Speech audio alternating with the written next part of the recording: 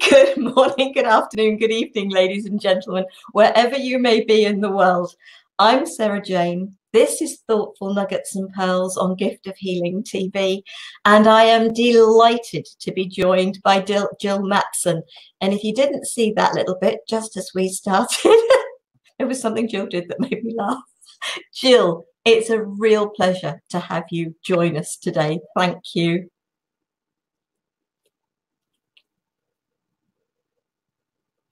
Mike. Jill, Mike. It's lovely to be with you and your lovely listening audience. And I do learn, but it might take me a time or two.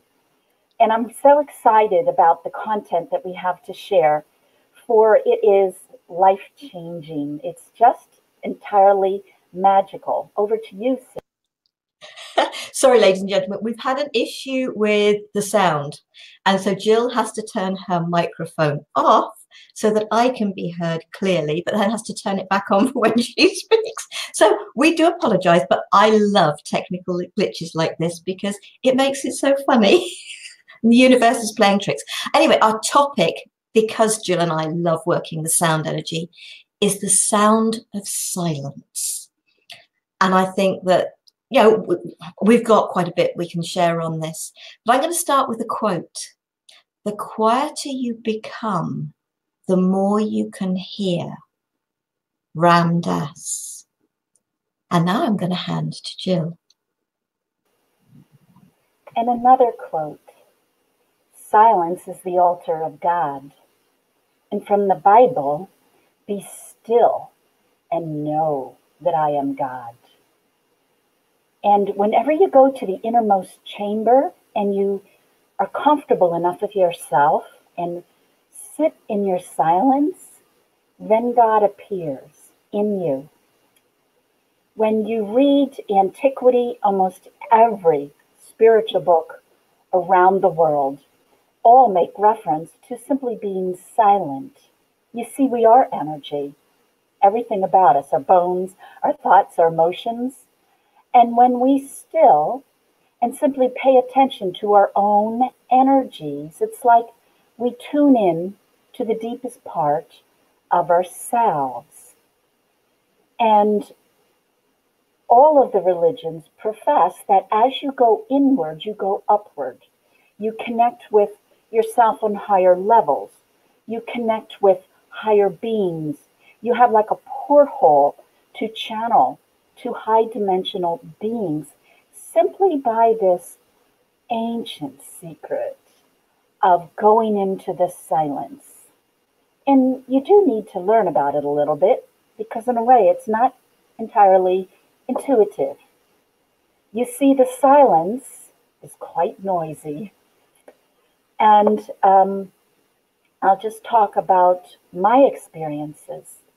I started listening to the silence, 25, 30 years ago. When I started, I would sometimes just flap my earlobes over, or even if I was in a somewhat noisy place, I simply focused my hearing inside. And that really makes a difference where you place your attention. Think that you can listen to gossip and you can drown everybody else out and hear this one little whisper. Or you can do it the other way around. You can take that gossip and just smash it because you're paying attention to something else and it blurs in the background. So what you pay attention to affects your hearing. So as I started listening to my sounds of the inner silence, I first heard sounds from nature. I heard crickets. Isn't that odd? And I would do my spiritual practice, and maybe a year later, that changed and it morphed. Next, I was hearing bird chirps. I heard the pounding of the sea. I heard humming of bees. I heard bells. I heard like a bubbly brook. Others have professed to hear thunder or the roar of a lion, a loud bell, that kind of white noise when you listen to a conch shell, a big drum, a harp, flutes, bagpipers. Even the Bible in Revelations 14:2 says, "And I heard the voice of heaven, like the sound of many waters, like the sound of thunder. The voice I heard was like harpers playing and fluters singing." Exactly what they're talking about, that these inner sounds that we can pay attention to are the voice of God. And one thing is that when some people first start, they begin to hear body sounds. Like you might hear your breathing or your circulation. And that sounds kind of like a vacuum cleaner, like a. And then if you listen carefully, you hear this very high-pitched metallic tone, like almost like a metal sound, very high, your nervous system.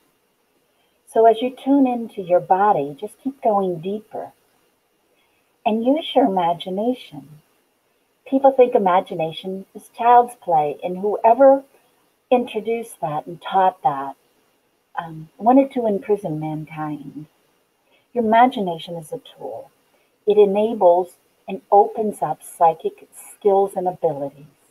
So you just need to trust yourself, listen to a sound, and say, what's underneath? Now, we know that light can go through a crystal and it breaks into component rainbow colors. Likewise, sound can go into a converter, like a fast Fourier transform, for example, and it breaks into component pitches. So your voice is a complement, it is the sum of every sound in your body, of your heart, your ventricles, your toe wiggling, your emotions. All of those vibrations are combined into your voice. That's why your voice changes when your body changes, when you age, when you're sick, when you're happy. So when you hear these sounds of silence, you just listen into them and listen beneath.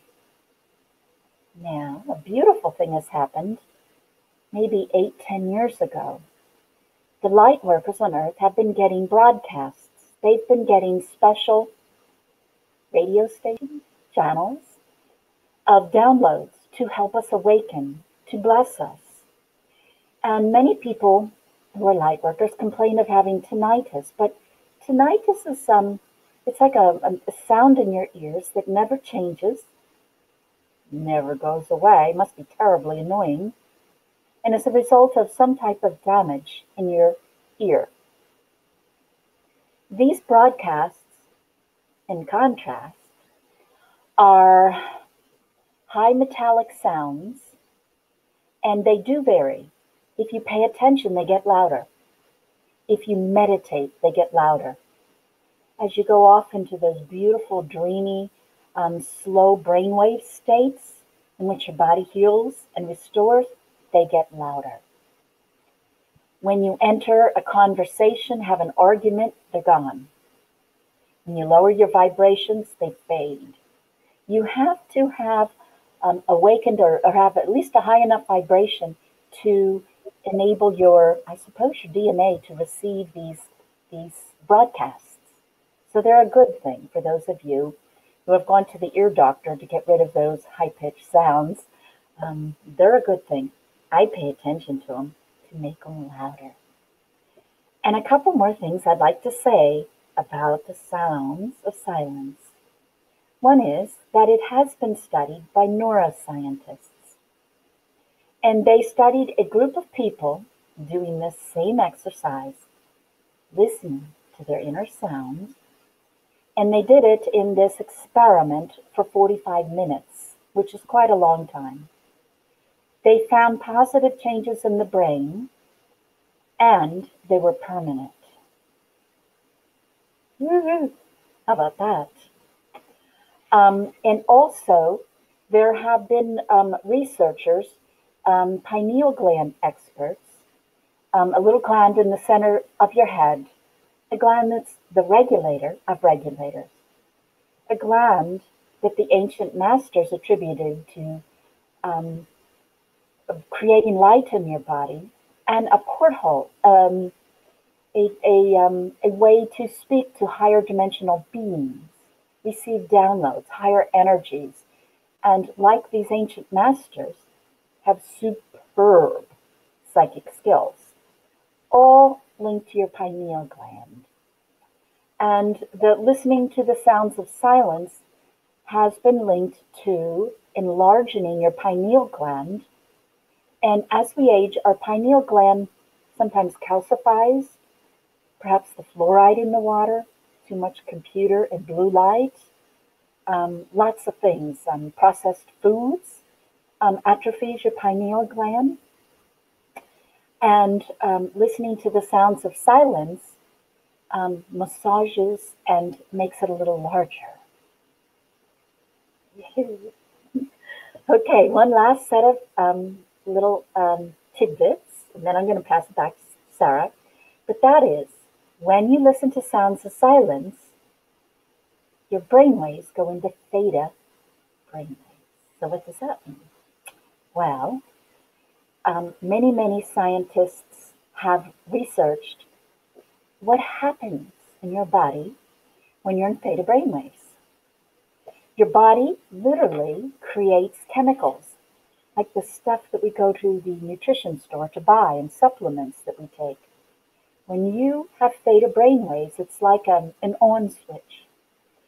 And then your body produces endorphins that helps your memory. Feels really good. It's linked to intelligence. Vasopressin, another one that improves your memory. It stimulates endorphins again. It creates catecholamines for memory, learning. Melatonin to aid us in sleep.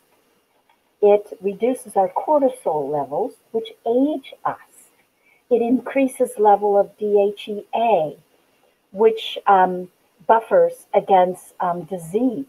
It produces serotonin that improves our nervous system and helps us deal with our emotions and have more balance in our emotions. Now think about this. We're talking about changing our brain, improving our health, for listening to sounds of silence. And some people will use it like an inner cave or an inner chamber, holy place, to go into, listen to the sounds of silence and then ask a question like, would this new job opportunity be good for me? And then while they're listening to the sounds of silence, getting deeper and deeper into those sounds, listening underneath the sounds, in between the little sounds, because all sounds are like a wavelength going, ah. Can't always hear that if they're high pitched, but it doesn't mean that there's not a break in between the sounds. And go into those silences. And there's another layer of sounds. How beautiful. Okay, Sarah, over to you. Sound, the being silent is, it's you talked about that sort of like high pitched sort of ringing, and every time I hear it, and I've been hearing it, every time I hear it I think, okay, they're downloading something. And I just think, okay, fine, it's download, and I just accept it, and because it's not, I know it's not tinnitus. I'm very aware that it isn't. From what I've heard about it, it's definitely not that, and it isn't there all the time. And I suppose they talk, don't they, about actually being comfortable with spending time with yourself, and that time with yourself when you can have those quiet times. And whether that's a quiet time out for a walk in nature, quiet times, and it's even that time as you go before you go to sleep. And it's just allowing yourself to become aware of yourself. And yes, if you've just sort of done some exercise, you can hear, if you go quiet, you can hear the heartbeat. You can, yes, you're right. You can hear it. It's almost as if the blood is rushing around your body because your heart's working that much harder when you are quiet. But actually, you don't necessarily have to be quiet with that, because if you've really worked hard, you really can hear your heartbeat in your ears. And it's fascinating. It really is, just to allow yourself.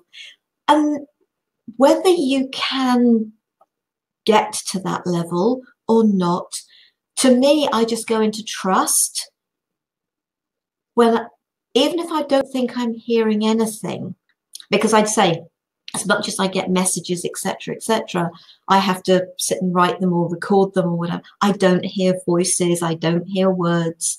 I don't even see masses.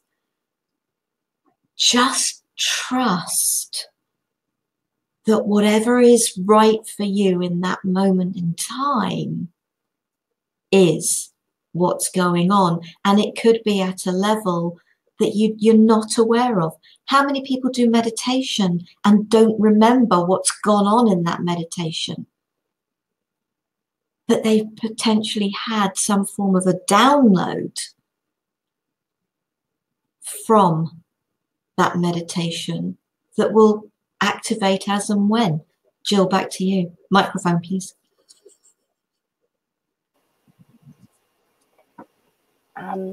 What I would like to say is that in antiquity, clairsentience, meaning a deep knowing, a deep trust, was considered the most valuable of all psychic skills, more valuable than clairvoyance and clairaudience and telepathy.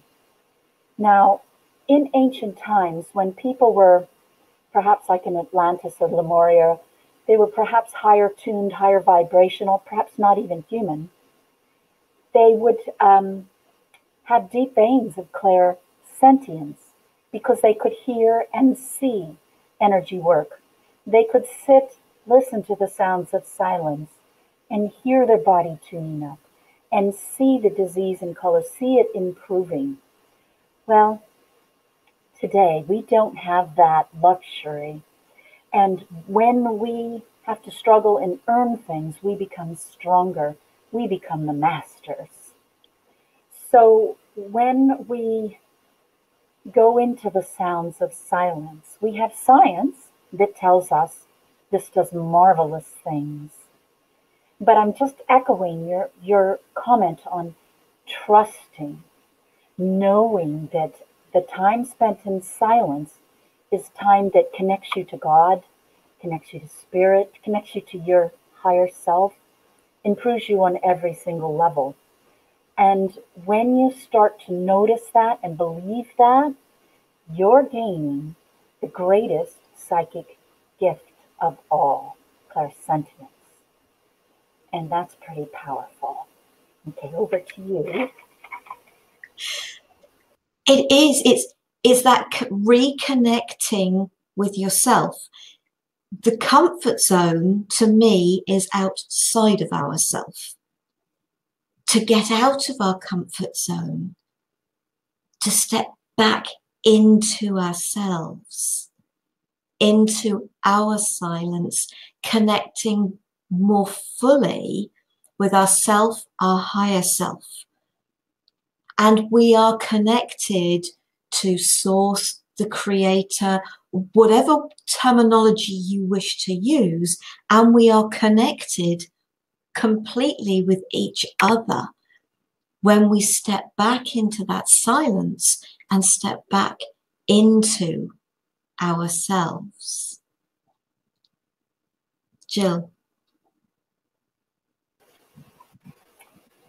Think that when you're uncomfortable with silence, perhaps you always like the TV on, the radio on, the lawnmower buzzing in the background.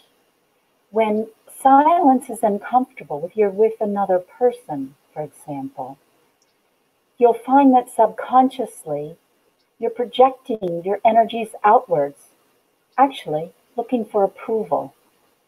You see, people have given their power away. And when I give my power away, I say, okay, you, sir, do you like me? Do you? Huh? Pretty please, pretty please. And I forget who I am. I lose my own connectivity. I lose my own power, and I'm conforming.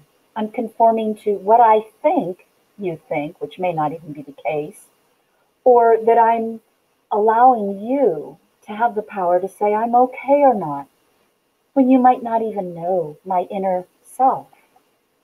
So the thing about connecting into the inner silence is feeling comfortable with regaining your power. And that means you feel comfortable saying no when it's appropriate. And you feel comfortable and peaceful not agreeing or pleasing someone who's doing something inappropriate. You know, the customer is not always right. And somewhere along the line, when you meet someone who's authentic and says something that they truly mean, not something they think they mean or they think you want to hear, but speaks from their own heart, these are powerful masters. These are people we love to be with. These are people that have found themselves and their own God, their own strength, their own uniqueness. And when they love that, it's just like a rainbow happening. It's gorgeous. And that's what happens by listening to the inner sounds of silence. Okay, over to You sort of talked about sort of people pleasing, and I was one of those. I was so insecure. I really was for nearly 40 years of my life. And so wrote the book, got the t-shirt, you name it, there's no two ways about it. And my happiest times were when I was out for a walk with the dogs, because the dogs weren't judgmental. I loved being with we had cats as well. Oh, a cat at home. We never have more than one at a time. Pets, animals are non-judgmental, but I was in so much fear of what other people thought of me. I was always looking for acceptance, but I never felt that with an animal. Never. And think about it, you can have the most amazing silence with an animal. And it's the feeling of that energy of love and acceptance. That love and acceptance we should all give to ourselves first and foremost. And I think when we learn to reconnect to ourselves, that it's absolutely okay to say, I love me. I am the love of my life. Because then we can bring that perfect energy into everything we do with everybody we meet. And that is by reconnecting with ourselves. And animals, do you know what? They were my sanity. The pets we had were my sanity at that time. Jill, back to you.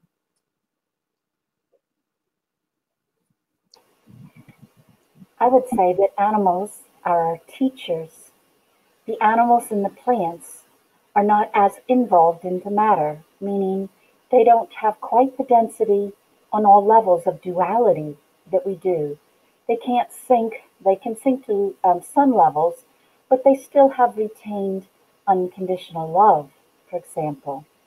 And when you look to some of the gods, like the Egyptian gods, that are half animal and half people, you see it's the animal side that is greater and compromised by the human half, not the other way around. And when we look to animals and plants, and we can communicate with them in silence. Like, for example, go to a tree, put your hands on it, sit in silence, and just notice your feelings. And what do they feel like? and you'll be starting to read what the trees is communicating. Everything is consciousness. And I don't know, again, in the silence, when you still yourself, it's like you become more receptive and you can tune into other species, animals, plants, and even other beings and channeling and angels and all that kind of stuff. It comes in the silence. And how beautiful it is to be able to listen to the sounds of silence, because it's something tangible. You know, it's not totally abstract. And by getting into those sounds and imagining you can hear more, and that enables you to hear more, you're strengthening clairaudience. If you go underneath, because I have these metallic sounds like you now, but if I go underneath, I find all the nature sounds. And I just keep going deeper and deeper. And it's like I go into discerning finer and finer vibrations. And that is developing my psychic skills. That is connecting me to higher realms. Wow. And it's amazing, because when you can relax into yourself, your life becomes so much better. It really does. When you let go of fear of what other people think, and and all the rest of it, and just, do you know what? Yeah, you said that, being able to say no, saying no to others and saying yes to yourself. It is so, so very important. And I know some people's reactions, oh, but you can't say no to other people. Had it occurred to all of us that when we say yes, when we mean no, we hold two people back. We hold them back and we hold ourselves back. When we are true to ourselves, we allow all of us to grow, all of us to be connected, not just fully to ourselves, but fully connected to each other in a way that constantly saying yes can't do. Jill. Okay. When someone asks us to do something and we don't want to, and we say, yes, of course I'd love to do that, you might think that you get away with that, but you don't. The work of David Oates shows that you can take a voice down several pitches and run it backwards. And whenever you say something like a contradiction, the reverse voice reveals your contradiction, literally. David Oates, try it. But at any rate, the point is, when Jesus says you speak through forked tongue, a lie means yes, I want to be with you, no, I don't. And what you do is you create static, you create disharmony, you create nasty noises. They're subtle, and maybe that's when we don't get a good feeling about someone, but we're creating dissonance. And I think the thing to remember is the way that we heal the world is simply by being the best radio channel we can. We all receive, like through sounds of silence, these broadcasts, but then we want to, as much as possible, rebroadcast love and abundance and success and acceptance.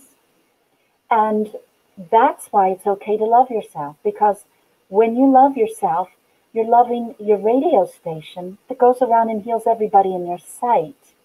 So it's not selfish at all. And we're not talking about so much as being selfish. We're talking about allowing yourself to be who you are and loving that. And when you actually even do that, other people in your presence, they like pick up on subconscious waves, and they feel that acceptance in themselves. You see, our words are symbolic, but they're like a teeny packet of energy. But what we're feeling, what we're thinking, is like a big packet of energy. And when we can align them, can we align the thought, the feeling, the emotion, and be true? It's like the waves amplify themselves. They become exponential. And so when we really say to someone, I love you, and mean it on every level, it's so much more powerful. And likewise, love has the ability to not rejoice when someone else is making a nasty decision. That is love. We don't rejoice when a child falls down and scrapes his knee. So we have to learn um, to honor who it is that we are, and to embody this dissonance, and recall that we're a radio station. And one more thought on that. Let's say I'm going to pretend I'm a radio station, okay? Okay, it's Tuesday afternoon, and I'm broadcasting joy. And I'm going to feel joy, and I'm going to listen to these sounds. I'm going to go deep within, and I'm putting out this broadcast. It affects others. It affects nature. But what does it do? It goes out, and like attracts like. So by doing these harmonious, deep vibrations within, my broadcast goes out and brings more of that to me. It's like I'm manifesting simply by listening to the beautiful sounds within silence, within myself, and loving that. Okay, over to you. And that's brilliant, isn't it? It's allowing ourselves to be true to who we are. Period. It's just, it doesn't need to go beyond that. And so that's excellent. And we do need to draw this to a close. So thank you so much, Jill. Is there anything you want to say right at the end? Is there anything that we've missed out that you would like to add? First of all, I have beautiful music and healings on my website at jillswingsoflight.com. Let me also say that I always used to wonder, what does that phrase, the truth shall set you free, mean? You see, we have levels of truth within ourselves that we're not aware of. Like maybe we're afraid of something and it's from a past life or a genetic thing, or we don't understand. But when we listen to sounds of silence, when we go deep within, it's like we free energy deep within. And we begin to learn more of the truth of who we are. Whenever we have a painful situation, it's natural that we hide it from ourselves so we don't have to bear that pain. But we're still wearing it. And so by listening to the sounds of silence, of honoring the truth, you can see these little bubbles, maybe even if they aren't beautiful, but they happen to you, you can see them and watch them just leave. And the truth shall set you free. Oh, yes, the truth will definitely set you free. Thank you so much for listening, folks. Jill, thank you so much. Oh, you turned your mic off because I was getting feedback. Thank you very much. Oh, we have had fun with this evening, and it's worked. Brilliant.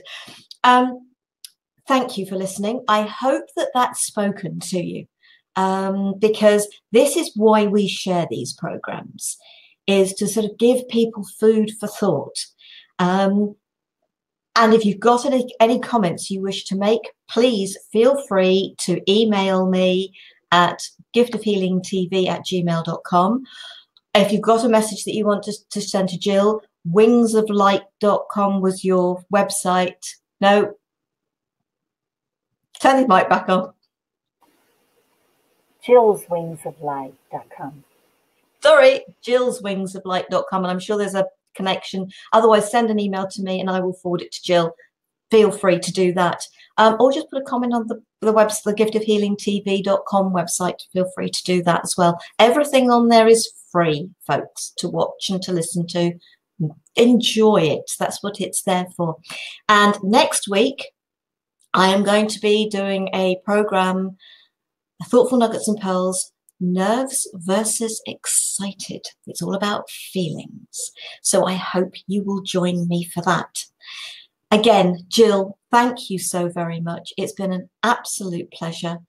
Thank you to you folks, and I hope you will join us again. Love, peace, and light to you all. Namaste.